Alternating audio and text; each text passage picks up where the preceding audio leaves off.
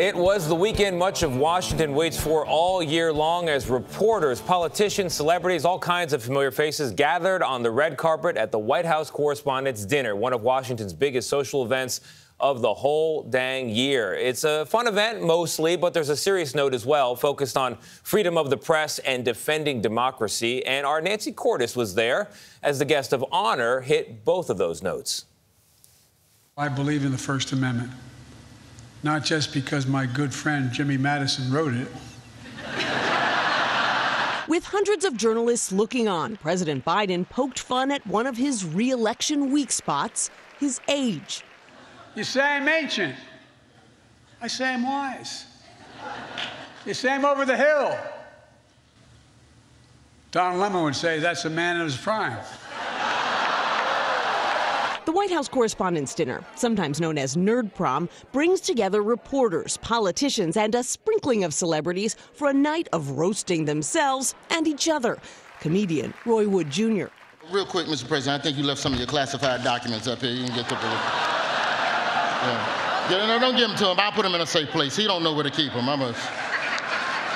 Both Wood and Mr. Biden took jabs at Fox News and its $787 million defamation settlement with Dominion Voting Systems. 3 people you don't want to see in the courtroom. That's Dominion, Cardi B, or Gwyneth Paltrow. You gonna lose. I'd call Fox honest, fair, and truthful, but then I could be sued for defamation. One of the night's biggest draws was basketball star Brittany Griner, who was released in December from Russia after 10 months of detention. She and her wife Sherelle were guests of CBS News. Brittany, where are you, kid? Stand up. Come on. President Biden met privately with Griner before the dinner. She described the moment to Gayle King. What did he say to you, Brittany, that stood out? It was so good to see me, and he kept saying how big of a fan he was of mine and how much he loved the way I play basketball. I thought it was pretty cool. Griner was joined at Saturday's dinner by the families of journalists Evan Gershkovich, wrongly detained in Russia since March, and Austin Tice, held in Syria for nearly 11 years. Our message is this: journalism is not a crime. They are not forgotten. And I promise you, I am working like hell to get them home.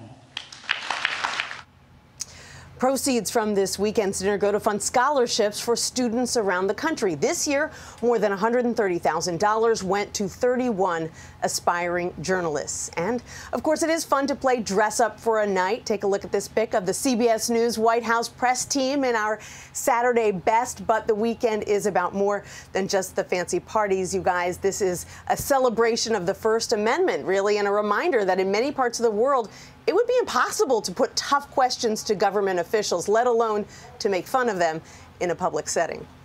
Yeah, that is so true, Nancy. Although Tamara Keith of NPR, who was a host of the evening, she did point out to Mr. Biden she would like to ask a few more questions. If he could hold just a press conference or two in the near future, that'd be nice. But you're right. It was a beautiful celebration of some very important things, but also a party, right, Nate? I mean, it definitely was a party. Listen, I thought that Super Bowl weekend was a big deal. But who would have thought that the political prom was just as big or even bigger? I had the time of my life. Your first time, right? Yes, and I thoroughly enjoyed it. I had talked it up, so I'm glad. And Toya had a good time? She did. Yes. Yeah, we had a ball. All right, Nancy, thank you so much.